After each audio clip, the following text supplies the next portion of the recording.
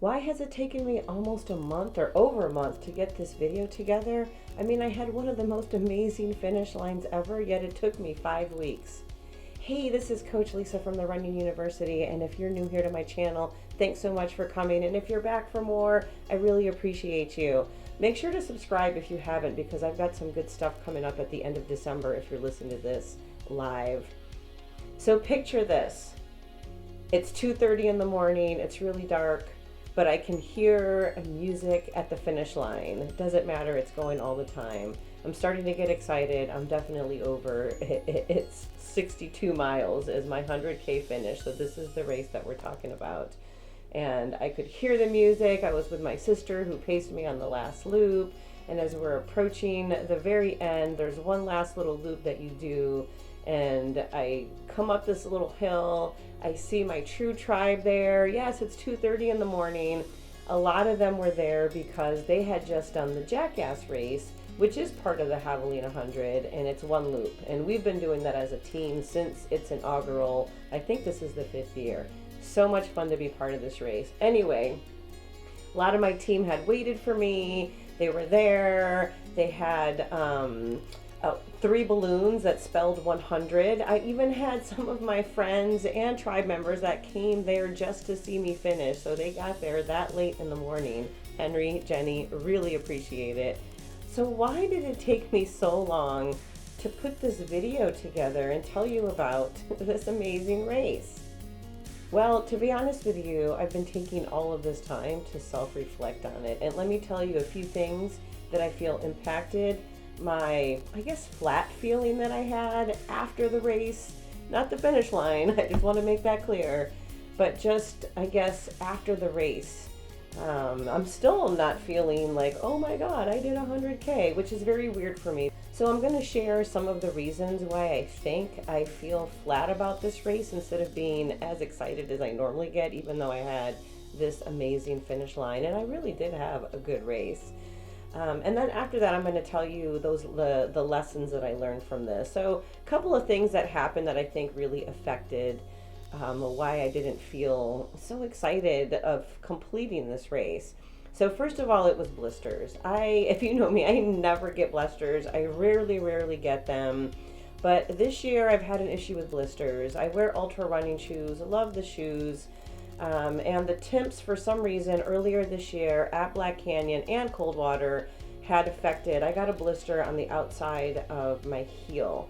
And so I bought a new pair of temps. I had actually worn them up to a 15-mile run, so I thought that they were safe and ready to go. And unfortunately, I wore them on my first loop, which was 22 miles, and that was just too much. And so the blister started, and on my second loop at the medic tent, I went to the aid station and had them put some special tape on it. So that helped a little bit, but I basically was dealing with this blister issue pretty much most of the time. So, you know, that affected a lot of things for me mentally, you know, physically, obviously, but I still remained in good spirits. I mean, I really truly did enjoy my time on the trails. I always do.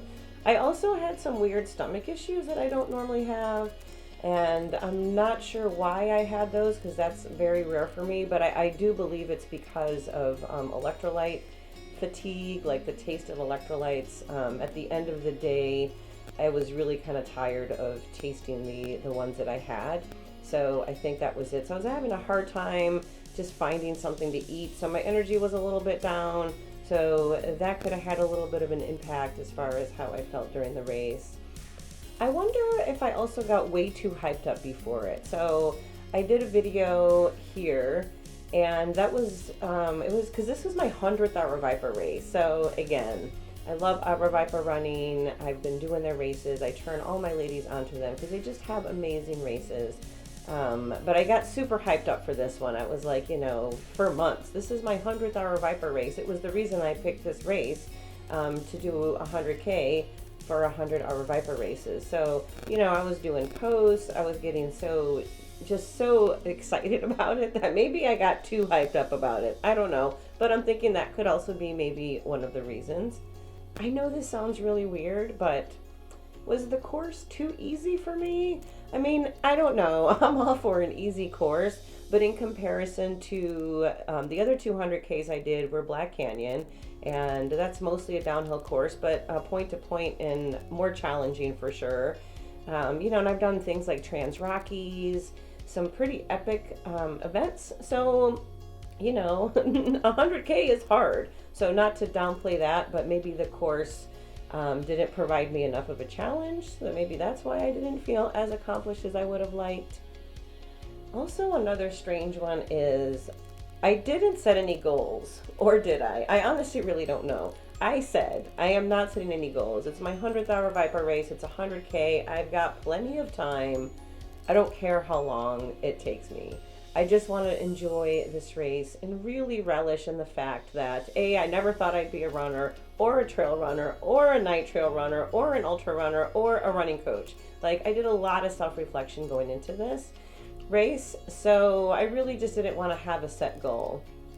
However, I will say, in the back of my head, I know what I did at Black Canyon, and I know this course is easier. So in my head, and my first loop I felt really good. I was even holding back because I wanted to conserve energy.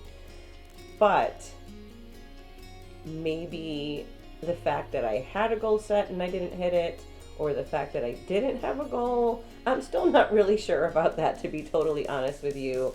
But I think I am, when I really think about it hard, I am a little disappointed that I didn't do better. And again, I'm all good. I know this. It's all good. But I am. I also, as I was self-reflecting, had some huge realizations about my time and my business and where I'm putting my time and my money. And really, I came to the realization as I was training for this, and I was training for Trans Rockies before, that this year I had committed to a business mastermind group, and I paid some pretty good money to be part of it. And I forget how much training for an ultra takes time out. And I don't feel like I accomplished everything I wanted to in that group.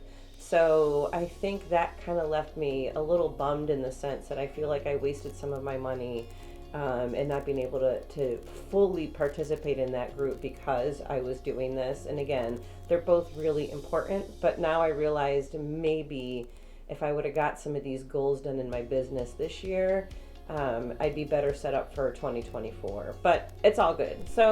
So here are just some of the reasons that I feel accomplished. I did an amazing thing, but it was just the weirdest thing for me. It's very rare, especially after a really long race or an ultra, that I just didn't feel as accomplished as I would like. So what did I learn from self-reflecting on all of this stuff, and why am I sharing it with you? Well, here's a couple of things that I learned. So, number one, sit in the feelings. Okay, like at very first I was like disappointed, and I was like, why am I feeling disappointed? I was kind of beating myself up for feeling disappointed, when I remembered it's okay. Sit in the feelings. It's very important to sit in your feelings, good, bad. Feel all the feels. You just don't want to stay there for too long.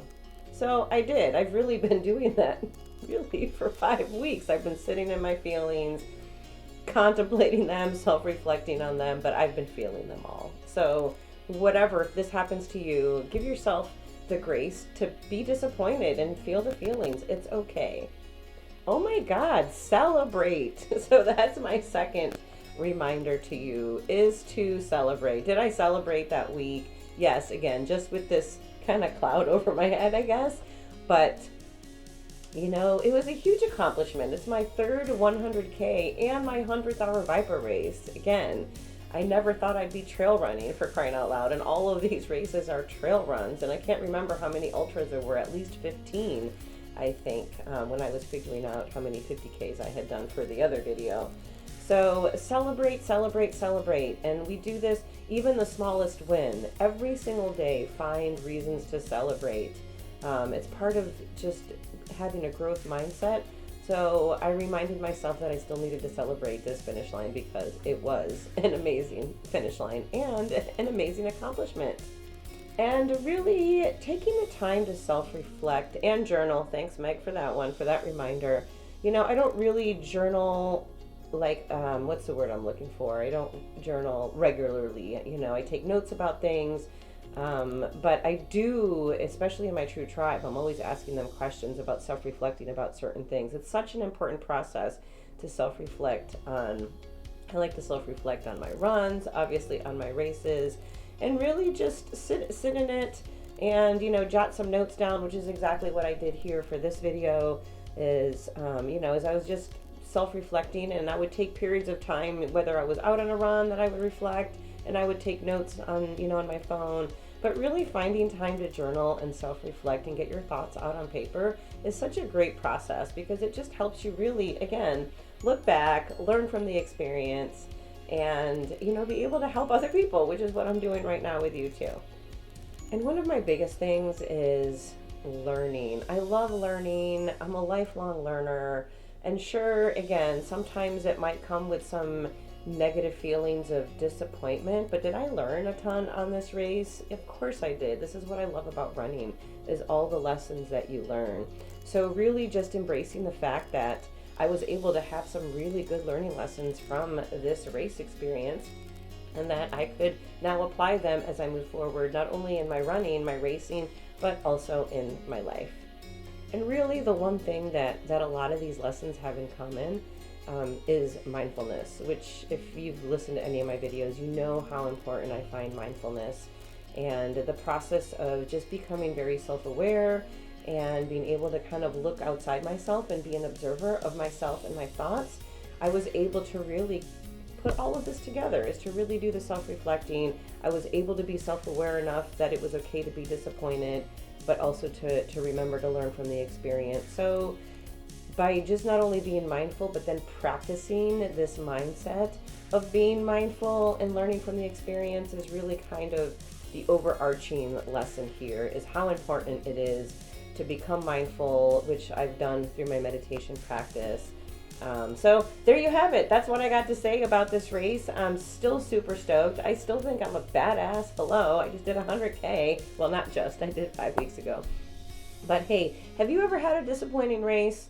Let me know in the comments, and tell me how you dealt with a disappointing race. Again, I am all about learning from each other and how we can all lift each other up together. So again, if you're not subscribed, make sure to do that, and I'll catch you on my next video.